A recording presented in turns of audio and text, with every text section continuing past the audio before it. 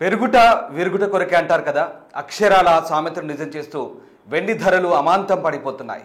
వారం రోజుల్లో ఏకంగా 20,000 రూపాయల ధర పడిపోయింది వెండి. ఇక రానున్న రోజుల్లో మరింత ధరలు తగ్గే అవకాశం ఉందని నిపుణులు అంటున్నారు. అసలు వెండి ధరలు ఎందుకు పెరిగాయి, ఎందుకు తగ్గుతున్నాయి, ఈ వీడియోలో తెలుసుకుందాం. బంగారం కొనలేని వారు వెండినైనా కొనుగోలు చేయాలని భావిస్తారు. వెండిని ఆభరణాల కంటే కూడా పూజా సామాగ్రి, దేవతామూర్తుల విగ్రహాల రూపంలో అధికంగా కొనుగోలు చేస్తారు. అయితే అక్టోబర్ 20 నుంచి వెండి ధరల్లో భారీగా తగ్గుదల కనిపిస్తోంది. దీపావళికి ముందు కేజీ వెండి ధర అక్షరాల 1,70,000 రూపాయలుంటే ప్రస్తుతం కిలో వెండి ధర 1,47,000 రూపాయల వద్ద కొనసాగుతోంది. దీంతో పెట్టుబడి పెట్టేవారే కాకుండా వెండి ఆభరణాలు, సిల్వర్ వస్తువులు కొనుగోలు చేయాలనుకునేవారు ఆలోచనలో పడ్డారు. రానున్న రోజుల్లో మరింత తగ్గితే కొందామని భావిస్తున్నారు. అయితే ప్రస్తుతం వెండి ధర అమాంతం 1,000 రూపాయలు పతనం అవ్వడానికి కారణాలేంటో ఇప్పుడు చూద్దాం. దీపావళి సందర్భంగా చాలామంది బంగారం ధర అధికంగా ఉండడంతో సిల్వర్ ఆభరణాలు, వెండి వస్తువుల కొనుగోలు చేసేందుకు ఆసక్తి చూపించారు. దీంతో డిమాండ్ పెరిగి ధరలు 1,70,000 మార్కు దాటింది.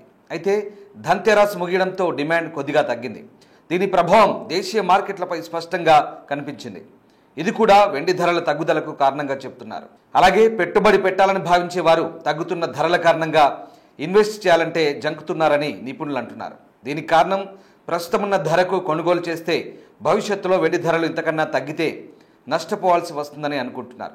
అంతేకాకుండా US డాలర్ విలువ పెరగడంతో వెండి, బంగారం ధరలపై ప్రత్యక్షంగా ప్రభావం చూపుతోంది. గడిచిన వారం రోజులుగా డాలర్ విలువ 0.8% పెరిగింది. దీంతో బంగారం, వెండిపై పెట్టుబడి పెట్టేవారు వెనకడుగు వేస్తున్నారు. ఈ కారణంగా కూడా వెండి ధరల్లో గణనీయమైన మార్పు కనిపిస్తోంది. ఈ పై కారణాల వల్ల లోహాలపై పెట్టుబడి పెట్టే వాళ్ళు తమ డబ్బులను ఉపసంహరించుకొని డాలర్పై పెట్టుబడి పెట్టేందుకు ఆసక్తి చూపుతున్నారు.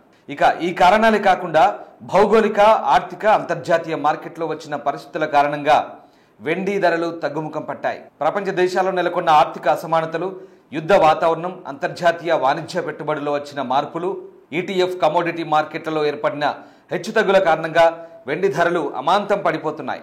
రానున్న రోజుల్లో మరింత తగ్గే అవకాశం ఉందని భావిస్తున్నాయి బిజినెస్ వర్గాలు. ఏదేమైనా వెండి కొనాలనుకునే వారు మరికొన్ని రోజులు వేచి చూడడం మంచిదని ఎక్స్పర్ట్స్ అంటున్నారు.